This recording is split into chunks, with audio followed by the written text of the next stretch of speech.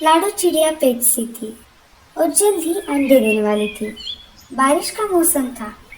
आए दिन जंगल में जोरदार बारिश हो रही थी। बीच बीच में बिजली भी गिर रही थी। लाडो चिड़िया का घोंसला कमजोर था। मेरा घोंसला तो बहुत कमजोर है और ऊपर से बारिश का मौसम। मैं क्या करूं? सब पंछी अपने अपने घोंसले पक्के करने में लगे हैं। मैं किससे मदद मांगू? इस अवस्था में मैं कहीं उड़कर बाहर भी नहीं जा सकती। हे ऊपर वाले, बस अब तेरा सहारा है। तभी कालू कौवा लाडो चिड़िया के घोंसले में आ जाता है। अरे लाडो, तुम आज की सभा में क्यों नहीं आई?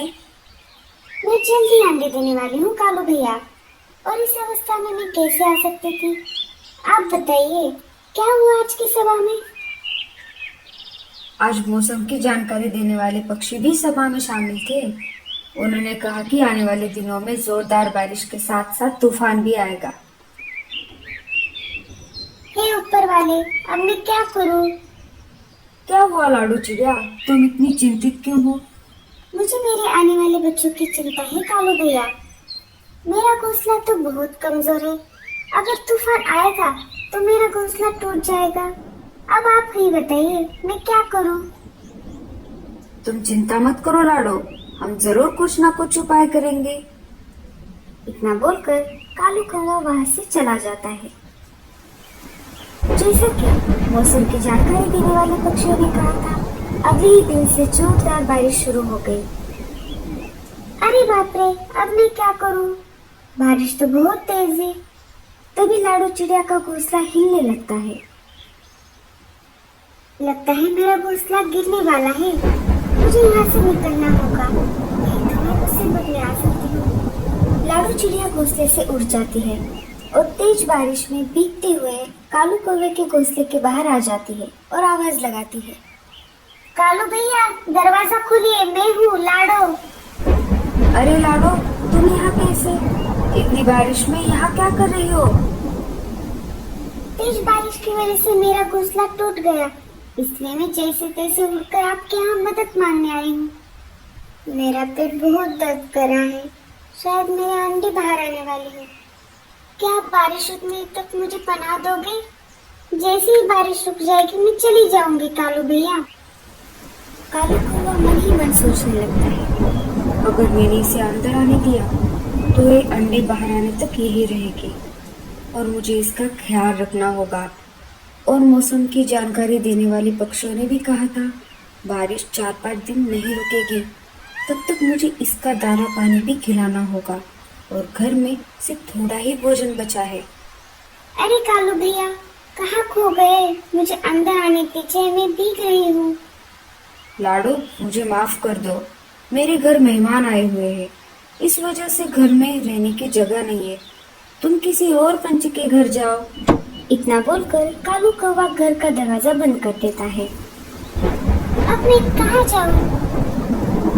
मेरे बच्चे, तुम चिंता मत करो, मैं तुम पर कोई भी आँच नहीं आने दूंगी।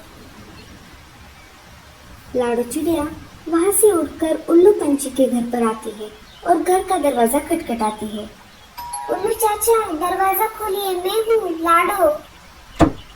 उल्लू चाचा दरवाजा खोलते हैं। अरे लाडो, इतनी बारिश में तुम यहाँ कैसे? लाडो चिड़िया उल्लू चाचा को सारी बातें बता देती है।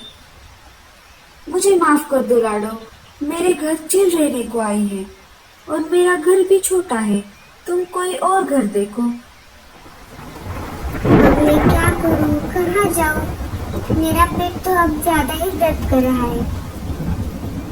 लाडो चिड़िया रोने लगती है। तभी उसे गूंगा मौसी की याद आती है।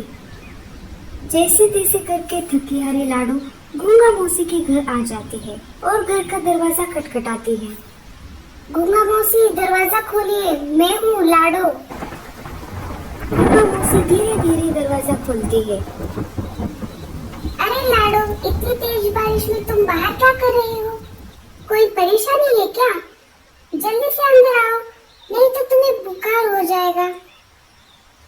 लाडो चिड़िया अंदर आ जाती है। क्या हुआ लाडो, अचानक यहाँ कैसे? क्या बताओ गूंगा मौसी, मेरे अंडे बाहर आने वाले हैं आज तो बहुत तेज बारिश है, इसी में मेरा घोंसला टूट गया और इस अवस्था में मैं कालू भैया के घर मदद मांगने के लिए गई थी, लेकिन कौवा भैया के घर भी मेहमान आए थे। फिर बाद में मैं उल्लू चाचा के घर गई, उनके घर भी चील रहने को आई है। जैसे तैसे करके मैं आपके घर पर आई। मेरा पेट बहुत दर्द कर रहा है, शायद अब अंडे बाहर आने वाले हैं। तुम चिंता मत करो लाडो, अच्छा हुआ तुम यहाँ पर आई। मैं तुम्हारा ख्याल रखूंगी। जब तक तुम चाहो तुम यहाँ पर रह सकती हो। अब तुम आराम से अपने अंडे यहाँ दे सकती हो। गूंगा मौसी लाडू चिड़िया का पूरा ख्याल रखती है। दूसरे दिन लाडू चिड़िया अंडे दे देती है। कुछ दिन बाद अंडों से प्यारे प्यारे 2 बच्चे बाहर आ जाते हैं। इधर लाडू अपने बच्चों का ख्याल रख रही थी और गूंगा मौसी लाडू को घर बनाकर देने की सोच रही थी। ऐसे ही एक दिन गूंगा मौसी पत्ते खाने के लिए घर से बाहर आ गई। तभी उसे एक बड़ा सा पंपकिन दिखाई दिया। अरे वाह, ये तो बहुत बड़ा पंपकिन है। मैं इसे लाडू के लिए घोंसला बनाऊंगी। गूंगा मौसी घर बनाने के काम में लग जाती है। तभी ऊपर से एक बुरा कौवा गूंगा मौसी को देख लेता है और उल्लू के पास चला जाता है। अरे उल्लू भाई, मैंने तुम्हारे लिए एक शिकार खोजा है। वो एक गूंगा है। क्या? क्या गूंगा? मेरे तो मुंह में पानी आ गया। जल्दी से दिखाओ। आइए मेरे पीछे पीछे। वो देखिए। उल्लू गूंगा मौसी पर झपटने वाला था। तभी अच्छा वाला कालू कौवा वहाँ पर आ जाता है और कहता है, थोड़े दिन के लिए मैं जंगल से बाहर क्या गया? तुम यहाँ के उसूल भूल गए? बुरे कौवे और अच्छे कौवे में झगड़ा शुरू हो जाता है और ये सब देखकर उल्लू वहाँ से भाग जाता है। बुरा कौवा भी मार खाकर वहाँ से 9-11 हो जाता है। आपका बहुत बहुत शुक्रिया कालू भैया। अगर आप आज नहीं आते तो उल्लू मुझे खा जाता। लेकिन तुम यहाँ क्या कर रही हो गूंगा मौसी? मेरे घर लाडू चिड़िया रहने आई है। बारिश और तेज तूफान की वजह से बेचारी का घोंसला टूट गया। अभी कुछ दिन पहले ही उसके 2 प्यारे प्यारे बच्चे हुए। मैं उसी के लिए इस पंपकिन से घर बना रही हूँ। अब कितनी अच्छी हो गूंगा मौसी। लाडो मेरे पास मदद मांगने आई थी, लेकिन मैंने उससे झूठ कहा। अब मैं उस गलती को सुधारना चाहता हूँ। आप ही बताइए मैं क्या करूँ? मुझे अकेले घर बनाने में वक्त लग जाएगा। तुम एक काम करो, घर बनाने में मेरी मदद करो। हम दोनों मिलकर लाडो को सरप्राइज देंगे। हाँ हाँ, मैं जरूर आपकी मदद करूँगा। कालू कौवा और गूंगा मौसी मिलकर लाडो के लिए पंपकिन से एक सुंदर और मजबूत घर बना देते हैं। कालू कौवा अपने घर लौट जाता है और गूंगा मौसी भी धीरे धीरे घर पर लौट आती है। अरे गूंगा मौसी, आप कहाँ चली गई थी? मैं यहाँ थी बाहर। मुझे भूख लगी थी इसलिए मैं बाहर पत्ते खाने के लिए गई थी। मुझे आपको थैंक यू कहना था गूंगा मौसी। आपका बहुत बहुत शुक्रिया। अगर आप मेरी मदद नहीं करती तो न जाने मेरे बच्चों का क्या होता। बस कर पगली, अब रुलाएगी क्या? अरे लाडो, कोई बात नहीं है, ये तो मेरा फर्ज था। मुझे बहुत अच्छा लगा तुम्हारी मदद करके। चलिए अब मैं चलती हूँ, मुझे मेरा घोंसला फिर से बनाना होगा। इतनी भी क्या जल्दी है? तुम जब तक चाहो तब तक यहाँ रह सकती हो लाडो। नहीं नहीं गूंगा मौसी, आपने मेरे और मेरे बच्चों के लिए इतना कुछ किया है, ये बहुत है। अब मुझे चलना चाहिए। ठीक है लाडो, लेकिन जाते जाते एक काम करो, घर के बाहर तुम्हारे लिए एक सरप्राइज है, वो साथ लेते जाना। जैसे ही लाडू चिड़िया बाहर जाकर देखती है, उसे एक पंपकिन से बना हुआ घर दिखाई देता है। लाडू चिड़िया घर को देखकर बहुत खुश हो जाती है। तभी वहाँ पर कालू कौवा आ जाता है। गूंगा मौसी भी धीरे धीरे घर के बाहर आ जाती है। कैसा लगा सरप्राइज? बहुत अच्छा है। हम दोनों ने मिलकर तुम्हारे लिए ये घर बनाया है। अंदर से भी ये बहुत मजबूत है। अब कितनी भी बारिश आ जाए, ये घर नहीं टूटेगा। लाडो, मुझे माफ कर दो। मैंने तुम्हारी परेशानी में तुम्हारी मदद नहीं की। मेरे घर कोई मेहमान नहीं आए थे। मैंने तुमसे झूठ कहा। कोई बात नहीं कालू भैया, गूंगा मौसी ने मेरी बहुत मदद की और इस घर के लिए आप दोनों का बहुत शुक्रिया।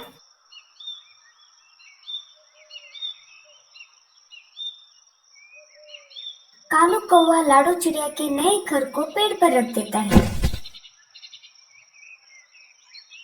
फिर लाडो चिड़िया अपने प्यारे बच्चों के साथ खुशी से जिंदगी बिताती है।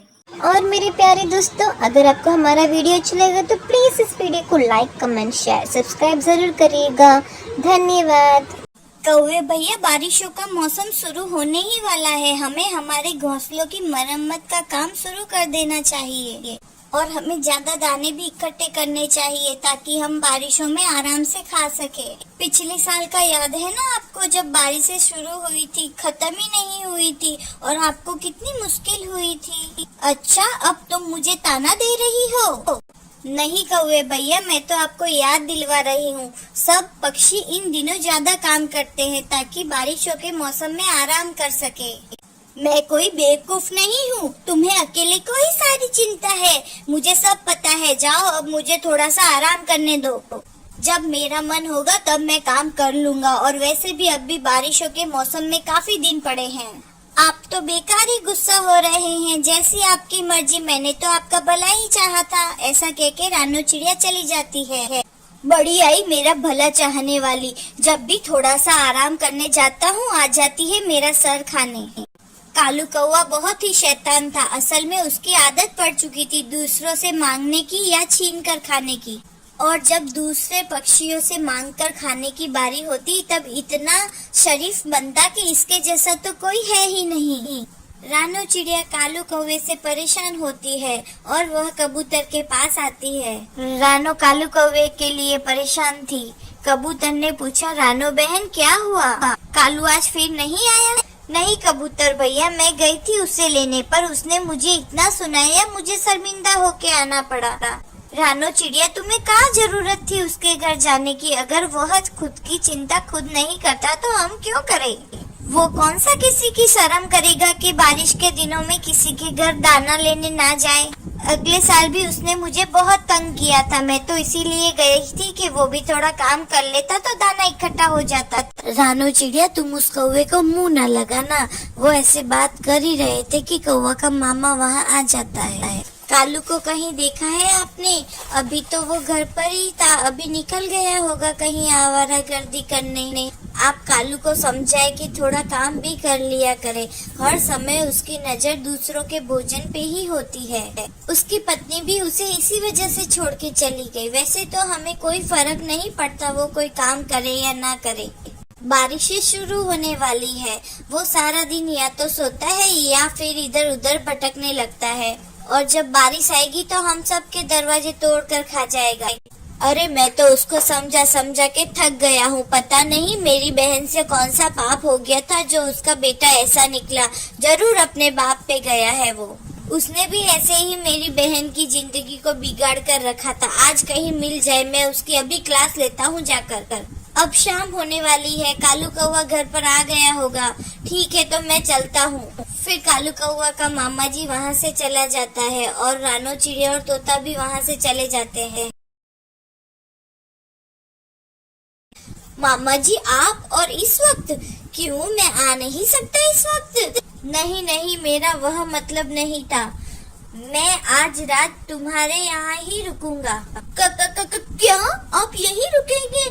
आपने बहुत अच्छा किया। मैं आपसे मिलने के लिए बहुत उदास था। पहले तो मुझे खाना दो, मुझे बहुत भूख लगी है। कौवे के तो सारे रंग ही उड़ जाते हैं। कौवे के पास तो खाने के लिए कुछ भी नहीं था। वो तो खुद ही बुलबुल के घर से चुरा के खाया था। मामा जी, आपको तो पता ही है मैं कितना मेहनती हूँ। मेरी मेहनत की वजह से सब पक्षी मेरी बहुत इज्जत करते हैं। उन्होंने मुझे जिम्मेदारी सौंपी है कि मैं रात को पूरे जंगल का ख्याल रखूं। एक उड़ान मारूं और सारे जंगल को देख के आ जाता हूं मैं। और मैं सब पक्षियों से ज्यादा ऊंचा उड़ता हूं। ठीक है मामा जी, मैं अभी आया और आपके लिए भोजन भी लाया। अच्छा फिर ठीक है, जल्दी आ जाना। कौवा वहाँ से सीधा रानो चिड़िया के घर पर जाता है। चिड़िया दीदी, आपसे एक छोटा सा काम था। चिड़िया तो उसको देखते ही सारी बात समझ गई थी। क्या बात है, बोलो। वो है ना, मैं तुमसे कुछ कहने आया था कि कल मुझे तुम्हारे साथ ले जाना। मैंने आज तुम्हारी बहुत बेइज्जती की, उसके लिए मुझे माफ कर देना। तुम्हारे जाने के बाद मैंने सोचा तुम तो मेरा भला ही सोच रही थी, लेकिन मैं ही बेवकूफ हूँ। अच्छा, मैं ले जाऊंगी, अब तुम जाओ। वो मुझे कुछ और भी काम था तुमसे। और क्या काम था तुमको? वो मुझे थोड़ा सा दाना मिल जाता, मैं कल ही तुम्हें वापस कर दूंगा। वह अचानक से मेरे मामा जी मेरे घर पर आ गए। मेरी इज्जत तुम्हारे हाथ में ही है। अच्छा, तो इसलिए ये इतना मीठा बना हुआ था। चिड़िया थोड़ा दाना दे देती है। कालू जी, ये मैंने तुम्हारे मामा जी के लिए दिए हैं। अब तुम तुम्हारी बात पर कायम रहना। अगर दोबारा मेरे घर पे दाना लेने आए तो मैं नहीं दूंगी। हाँ हाँ रानो चिड़िया, मैं नहीं आऊंगा दोबारा। जैसे ही कौवा दाना लेकर पीछे मुड़ता है तो पीछे उसके मामा जी बैठे हुए सब सुन रहे होते हैं। ले ली उड़ान तुमने सारे जंगल की? हाँ हाँ, मैं बस यहाँ से निकलने ही वाला था, लेकिन रानो चिड़िया ने मुझे बुला लिया और ये दाना भी दे दिया। चलो अब हम घर चलते हैं। ऐसा कहकर वो दोनों चले जाते हैं। कालू, मुझे मेरी मरी हुई बहन का ख्याल नहीं होता तो मैं कभी भी तुम्हारी परवाह नहीं करता। तुम्हें शर्म नहीं आती है करते हुए? मामा जी, आपको गलतफहमी हुई है और कितने झूठ बोलोगे। अब चुप हो जाओ, मुझे शर्म आ रही है तुम्हारी हरकतें देखकर। तुम शर्मिंदा होने की बजाय और झूठ बोल रहे हो। मैं अब यहाँ पर एक मिनट भी नहीं रह सकता। अगर तुमने तुम्हारी आदतें नहीं बदली तो मैं तुमसे रिश्ता ही खत्म कर लूंगा। ऐसा कहकर मामा जी वहाँ से चले जाते हैं। ये मामा जी है ना, आज ही आना था इनको। मैं सोने ही जा रहा था, सारा मजा ही खराब कर दिया। और कालू सो जाता है। रानो चिड़िया आती है। कौवे भैया, जल्दी उठ जाओ, बारिश आने ही वाली है, बादल भी आ गए हैं। चलो थोड़ा बहुत दाना तो हम ले ही आएंगे। एक तो मैं जब भी कोई अच्छा सपना देखता हूँ तुम आ जाती हो। तुम जाओ यहाँ से, मुझे कहीं नहीं आना तुम्हारे साथ। और रानो चिड़िया हैरान हो जाती है कि वो रात को कितना अच्छा बना हुआ था और अब वापस से वो ही हरकतें कर रहा है। बैठे रहो यहाँ पर, तुम्हारा कुछ नहीं हो सकता। रानो चिड़िया वहाँ से चली जाती है। कालू कौवे का मामा चला गया? हाँ हाँ, वो तो कब का चला गया। उसके बाद रानो चिड़िया सारी बात बताती है। रानो, तुम भी उसकी बातों में आ जाती हो। अब वो तुम्हारे पास आए तो तुम दरवाजा भी मत खोलना। मैं क्या करूँ, वह बातें ही ऐसी करता है कि मैं दाना देने के लिए मजबूर हो जाती हूँ। इतनी बात कर ही रहे थे कि बारिश आना शुरू हो जाती है, बिजली कड़कने लगती है और वह दोनों वहाँ से चले जाते हैं। बारिश जोरों से आ रही थी। सब पक्षी अपने अपने घरों में बैठे हुए बारिश का मजा ले रहे थे। अब कालू कौवे का हाल देखिए, इसका घोंसला पानी से भर चुका है और ऊपर से उसको भूख भी लगी थी। अब मैं क्या करूं? मुझे पता होता बारिश आएगी तो मैं रानो चिड़िया की बात मान भी लेता, मगर अभी भूखा भी तो नहीं मर सकता। ऐसा सोचते हुए वो रानो चिड़िया के घर जाता है। रानो, जल्दी से दरवाजा खोलो, मैं बहुत मुश्किल में हूँ। कालू कौवे, मुझे इस वक्त तंग ना करो। और मुश्किल में तुम अपनी वजह से ही हो, मेरी वजह से नहीं हो। मैं दरवाजा नहीं खोलूंगी, बस आखिरी बार मदद कर लो। अब मुझे सीख मिल चुकी है, मैं हमेशा मेहनत करूँगा, लेकिन मेरा बचना जरूरी है। अगर मैं मर गया तो तुम खुद को ही कसूरवार समझोगी। और रानो चिड़िया फिर से उसकी बातों में आ जाती है और उसको थोड़ा सा दाना दे देती है। और कौवा दाना लेकर वापस अपने घोंसले में चला जाता है, लेकिन घोंसले में पानी होने की वजह से कौवा सारी रात जागी थी, लेकिन बारिश की रुकने का नाम ही नहीं ले रही थी। कौवे का कांप कांप कर बुरा हाल था। सारी रात बारिश में भीगने की वजह से उसे जुकाम हो चुका था और कौवा मन ही मन पछता रहा था। शायद मैंने रानो चिड़िया की बात मान ली होती तो आज मेरी ये हालत नहीं होती। अगर आपको ये कहानी अच्छी लगी तो हमारे वीडियो को लाइक करें, हमारे चैनल को सब्सक्राइब करें और कमेंट में लिखिए ये कहानी कैसी थी। धन्यवाद मेरे प्यारे दोस्तों।